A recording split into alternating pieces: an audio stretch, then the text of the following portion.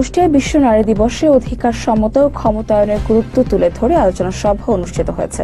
জেলা প্রশাসকের সভাকক্ষে আলোচনা সভায় প্রধান অতিথি হিসেবে বক্তব্য রাখেন অতিরিক্ত জেলা প্রশাসক জাহাঙ্গীর আলম। সভায় মহিলা বিষয়ক অধিদপ্তরের উপপরিচালক নূরে সোফরা ফেরদৌসের সভাপতিত্বে বক্তব্য দেন অতিরিক্ত পুলিশ সুপার ফয়সাল মাহমুদ এবং সচেতন নাগরিক কমিটির মিজানুর রহমান লাকি।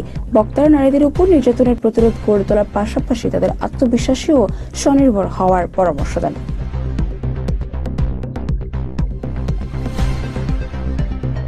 গত 2024 সালে যে আমাদের যে সার্ভে হয়েছে পরিসংখ্যানে দেখা গেছে যে বাংলাদেশের মোট লোক সংখ্যা হচ্ছে 17,15,90,000। তার মধ্যে নারীর সংখ্যা 8,73,90,000 এবং পুরুষের সংখ্যা 8,42,00,000। এখানে পুরুষের চেয়ে নারী এগিয়ে আছে 31,31,90,000। তাহলে আমরা জনসংখ্যার দিকে এগিয়ে আছি।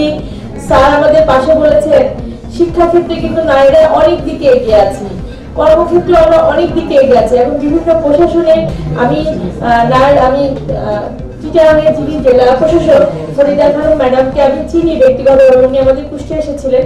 উনি মহিলা বিষয়ক অধিদপ্তরে একসময় জব করতেন স্যার, ম্যাজিস্ট্রেট, নির্বাহী ম্যাজিস্ট্রেট হিসেবে।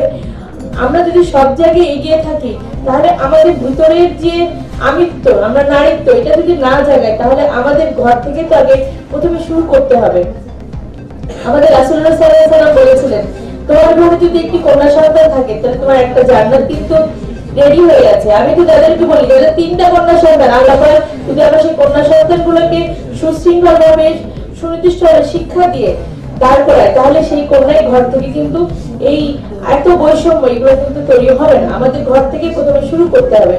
তাই আজকে আমি সব শেষে যেটা বলতে চাই, আমরা নারীরা যতই কাজ করি না কেন আমাদের পাশে আমাদের পুরুষ, যেমন প্রথমে পরিবার থেকে আসে বাবা, তারপরে স্বামী, ভাই, বন্ধু, যদি সহকর্মী, যদি তারা যদি আমাদের পাশে সহযোগিতা না করে তাহলে আজকে এই অনুষ্ঠানটা আমি করতে পারতাম না। বিশেষ করে ধর্ষণ সহ জন্ম হয়রানি এবং তাদের যে নিপীড়ন, যে আমরা সেই ক্ষেত্রে আমি বলবো যে আমাদের সরকার কিন্তু মানে সুন্দর যে প্রতিবাদটা অধিকার, সমতা এবং ক্ষমতা, এই 3টা জিনিস যদি আমরা বাস্তবায়ন করতে পারি তাহলে কিন্তু আমাদের যে নারীর যে সমস্যা আছে সেগুলো থাকবে না।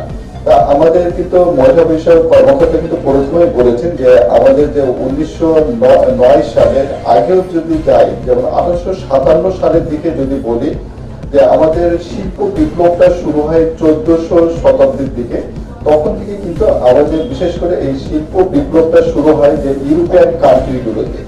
তখন কিন্তু ওই সময় যে তাদের যে ইন্ডাস্ট্রি গুলো ছিল সেই ইন্ডাস্ট্রি গুলোতে কিন্তু নারী এবং পুরুষ একসাথে কাজ করত।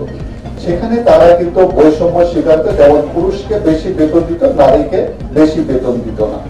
এই বৈষম্য থেকে কিন্তু 1857 সালে তখন হলো জার্মানিতে এই প্রথম নারী যে আন্দোলন গুলো শুরু হয়। শুরু হওয়ার পর থেকে যেমন 1909 সালের দিকে মানে আমাদের আমেরিকাতে কিন্তু প্রথমে নারীদের নিয়ে যে একটি প্রতিবাদ সমাবেশ করা হয় এবং তার পরবর্তী থেকে যে নারীর যে অধিকার নিয়ে আস্তে আস্তে আমরা ধাবমান হয়েছি।